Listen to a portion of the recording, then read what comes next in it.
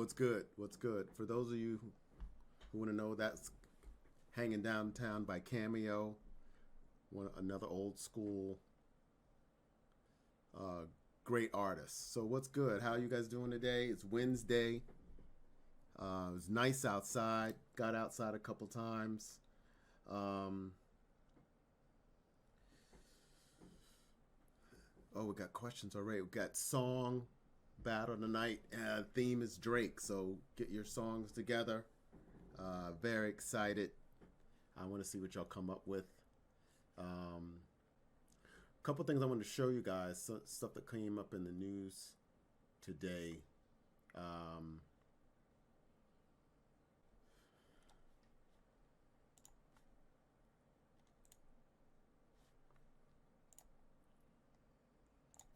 And I had to do a work experience placement. The owner of the firm was an old guy. His name was Colin. And I used to perform magic.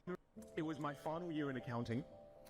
And I had to do a work experience placement. The owner of the firm was an old guy. His name was Colin. And I used to perform magic because I do magic. I'm a magician. Every day after work, I would do magic for the accountants. And then one day, Colin, the partner, he comes out and he says, Vin, in 6 months' time, two things will happen. I'm going to fire you or you'll quit. And I asked him, why? I'm not bad as an accountant. Why wouldn't you give me this full-time position? And he said to me, Vin, this is not the career for you. And I remember he showed me his hands. He pulled out his hands and he showed me. And he said, and his hands were slightly bent. And he said, Vin, I have arthritis. I love piano. I love playing piano. But I gave up piano when I was about 29 to build this accounting firm. And now I have every materialistic thing you could think of. I have a beautiful home on the beach. I have a nice Mercedes. I have a beautiful watch collection. But none of that means anything. Because if I could trade you, I'd trade you everything that I own for your youth to do my time again. Because for the last 35 years of my life, I've never been able to do the thing I love because I've built this. And now, with the arthritis, I can never do it again. So he shared with me a wonderful lesson that life isn't just about making money. Life isn't just about doing what everybody else says you should do.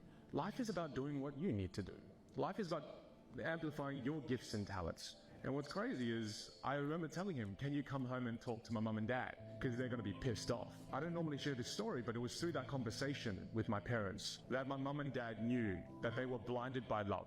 They love me so much, and because they've been through a war, because they've been through so much danger, that they valued security over happiness, that they valued certainty over adventure. And that's when my parents began to support me, to change their way of thinking, that I'm not here to have you live a life that is mundane and boring. That mum and dad, and they said this to me, they said, Mum and Dad we risked our lives so you could have an adventure in this life, so you could be happy. Not so you can do something that is monotonous that you weren't born to do. And I tell you the backstory of this because it wasn't simple as a simple moment that made me discover that I didn't want to do the 9 to 5. It was the gradual process of my journey in life that made me realize it's not about 9 to 5, it's not about entrepreneurship, it's just about you doing what you were born to do. I think it's too easy in our life to be channeled in one box and then think we all have to follow this one path. There's only one way to say.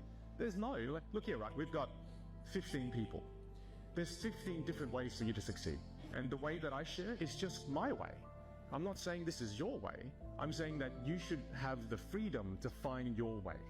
I see so many sad adults, people who in their 30s, 40s, 50s, who don't love their life.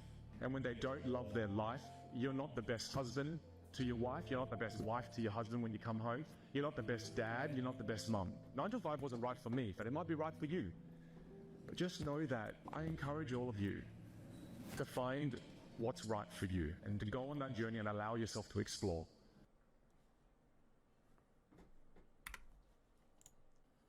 Powerful stuff.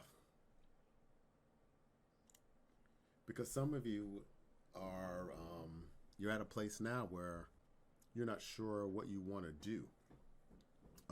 You probably have a passion for something, and but you don't know if you want to follow that or just take the safe route. And so if there's something that you really are inspired to do, there's ways to go about it. But the thing is, you have to make sure you have somebody in your corner that believes in you. And two, you got to share that dream and that gift first. You know, as you guys know, we told the story. I'm sure Max has told the story. How he had a dream of wanting to, I guess, if you want to say make videos, or he wanted to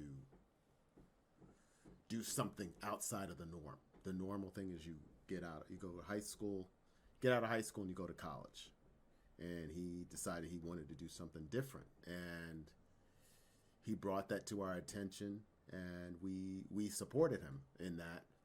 I mean, of course, initially we did give him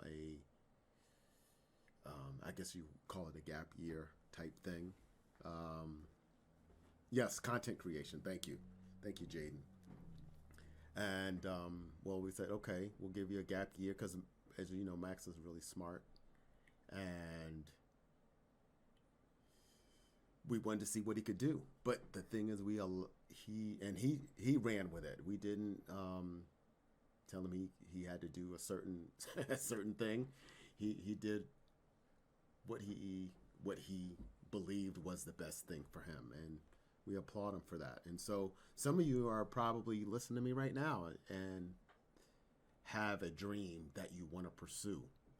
And so one of the things is I would have conviction with that is that you want to do, and stick with it, because you know things get challenging if it doesn't go right away, you don't go viral, or your videos or your rap videos or whatever you decide don't take off right away, or you get criticized, you know, and they call it, you know, trash or whatever you want to call it. Just stick with it until you decide that you don't want to do it anymore.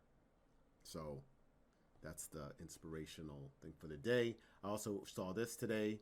Thought I'd share it with you and you just watch the clip. Where do I start? James, like, you're the GOAT. You're one of those people that like really care about, and you've made the PC experience so good for all of us, for myself. Everyone here can testify to how good you are. And you told us a while ago that you wanted to see your family in Nigeria, that you haven't seen in a long time. So we came together, Fourth Floor Ray started it, and we spread the word. We started GoFundMe, because take care of our own. That's what we do at PC.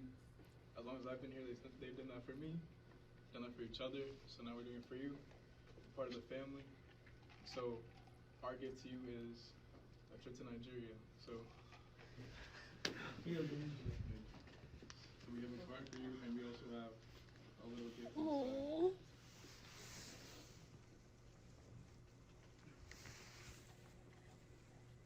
We just appreciate you, James, so we just hope you enjoy your gift, and we love you.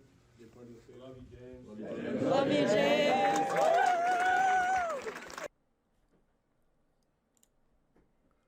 I thought that was fantastic, because it showed that here's a guy, he left his home country to